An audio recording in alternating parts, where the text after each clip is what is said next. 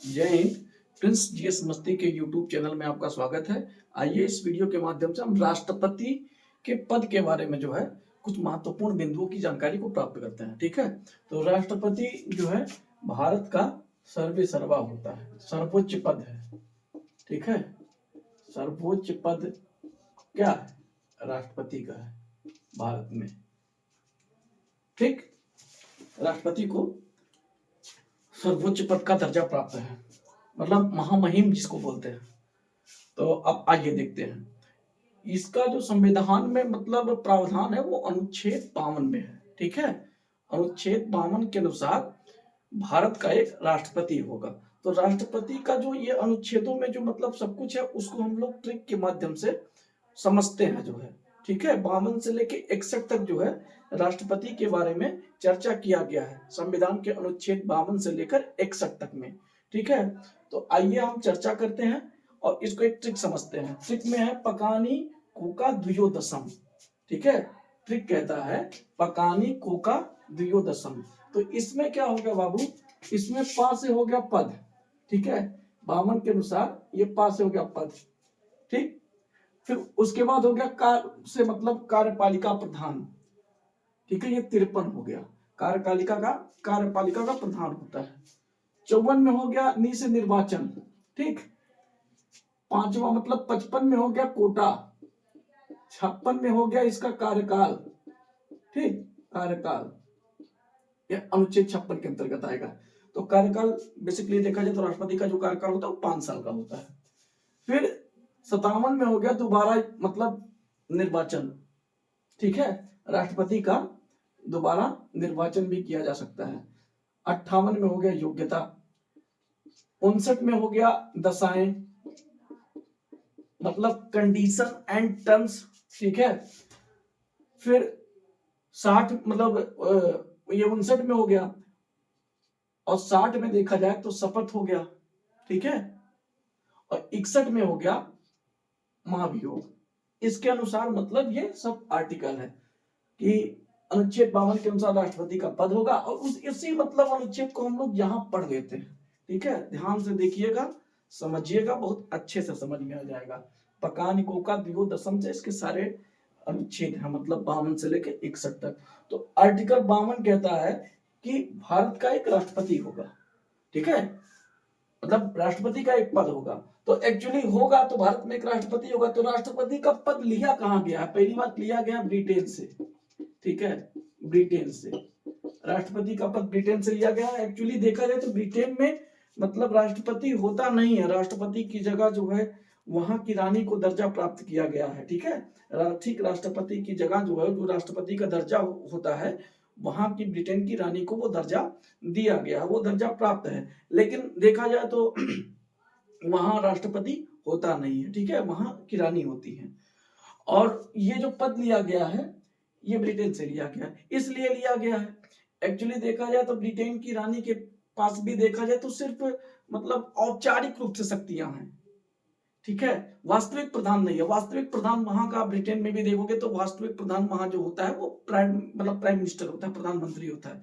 ठीक, वही हिंदुस्तान में भी है कि जो वास्तविक प्रधान होता है वो जो है प्रधानमंत्री होता है। ठीक है, तो आर्टिकल 52 के अनुसार भारत का एक राष्ट्रपति होगा और ये जो राष्ट्रपति होगा ये किस मतलब जगह के संविधान से लिया गया है? तो ब्रिटेन के संविधान से लिया गया है इस पद को।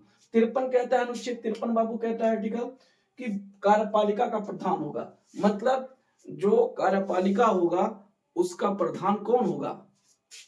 राष्ट्रपति। फिर वही बात आएगी, औपचारिक प्रधान होगा, वास्तविक प्रधान नहीं होगा, औपचारिक प्रधान ही होगा।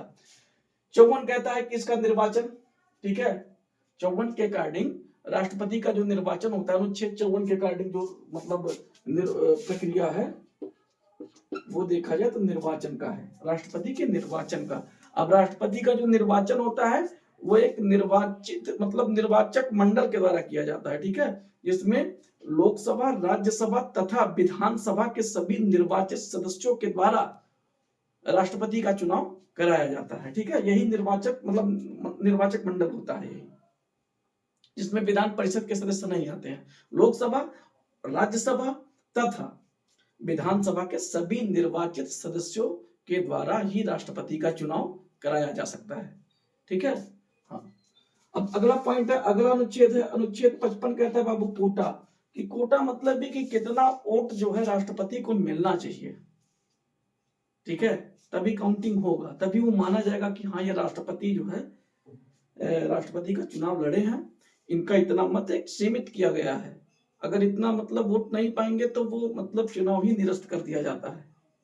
ठीक है, तो ये जो है अनुच्छेद 55 में क्या है, कोटा है। अनुच्छेद 56 में कार्यकाल है, राष्ट्रपति का जो कार्यकाल होता है वो 5 वर्ष का होता है। ठीक, राष्ट्रपति का जो कार्यकाल होता है वो 5 वर्ष का होता है। अनुच्छेद 56 कहता है कि इसका जो है, माफ कीजिएगा, अनुच्छेद 56 के अकॉर्डिंग मतलब इसका कार्यकाल होता है राष्ट्रपति का जो 5 वर्ष का होता है। 57 कहता है कि दोबारा निर्वाचन, तो मतलब यह है कि राष्ट्रपति दोबारा भी निर्वाचित हो सकता है, लेकिन सारे टर्म्स और कंडीशंस जिस तरह से पहले वो फॉलो किया है, पहले फॉलो करके बना है, ठीक दोबारा भी उसको उसी तरह से करना पड़ेगा। आजाद भारत में सिर्फ डॉक्टर राजेंद्र प्रसाद जी ऐसे हैं राष्ट्रपति जो 2 बार निर्वाचित हुए हैं, इस पद को सुशोभित किए हैं। इसके बाद देखा जाए तो कोई भी ऐसा राष्ट्रपति नहीं बना जो दोबारा निर्वाचित हुआ हो, डॉक्टर राजेंद्र प्रसाद को छोड़कर। ठीक है, वो हमारे भारत के पहले राष्ट्रपति थे और वो हिंदुस्तान के 2 बार राष्ट्रपति रह चुके हैं, वही एकमात्र है। अब 58 अनुच्छेद कहता है योग्यता। योग्यता में क्या है कि 35 वर्ष की आयु पूरी कर चुका हो, पहली बात भारत का नागरिक हो, भारत का नागरिक हो, एक योग्यता ये हो गया। और दूसरी योग्यता हो गया 35 वर्ष की आयु पूरी कर चुका हो, 35 वर्ष की आयु पूरी कर चुका हो। ठीक, ये योग्यता है, मतलब राष्ट्रपति बनने के लिए भारत का नागरिक होना बहुत जरूरी है और 35 वर्ष की आयु पूरी कर चुका हो, ये उम्र का जो है मतलब महत्वपूर्ण है। 35 वर्ष की आयु जो है पूरी कर चुका हो, ये योग्यताएं हैं, तो व्यक्ति राष्ट्रपति बन सकता है। दशाएं में क्या है कि पहली बात टर्म्स एंड कंडीशन, इसी को बोलते हैं दशाएं को ही, तो मतलब इसमें पागल दिवालिया ना हो, पागल ना हो, ठीक है, पागल ना हो, किसी भी लाभ के पद पे ना हो, लाभ के पद पर ना हो। ठीक, और दूसरी बात कि दिवालिया ना हो, दिवालिया मतलब बैंकरप्ट ना हो। ठीक, दिवालिया ना हो, दिवालिया मतलब बैंकरप्ट होता है। ठीक है, बैंकरप्ट ना हो। ठीक, ये अनुच्छेद किसके तहत आता है, 59 के तहत। 60 के तहत कहता है कि मतलब आर्टिकल 60 कहता है कि चीफ जस्टिस ऑफ शपथ, शपथ के बारे में कहा गया है। तो भारत का जो राष्ट्रपति होता है वो भारत के मुख्य सुप्रीम कोर्ट के मुख्य न्यायाधीश के सामने शपथ लेता है। कौन, राष्ट्रपति। और राष्ट्रपति अगर मान लो उस समय क्या है कि चीफ जस्टिस ऑफ इंडिया अनुपस्थित है, तो उनके एब्सेंट में जो अन्य सीनियर जज होता है उनसे मतलब वो शपथ ले सकता है। लेकिन आमतौर पे देखा जाए तो चीफ जस्टिस ऑफ इंडिया ही जो है प्रेजेंट रहते हैं, उपस्थित रहते हैं और वही शपथ दिलाने का कार्य करते हैं। ठीक है, हाँ। और 61 पे है महाभियोग। राष्ट्रपति को हटाने के लिए महाभियोग जैसी प्रक्रिया से होकर गुजरना पड़ता है, यह बहुत ही कठिन काम होता है। आजाद भारत में अगर देखा जाए तो किसी के ऊपर महाभियोग का मुकदमा पारित नहीं हुआ है। ठीक है,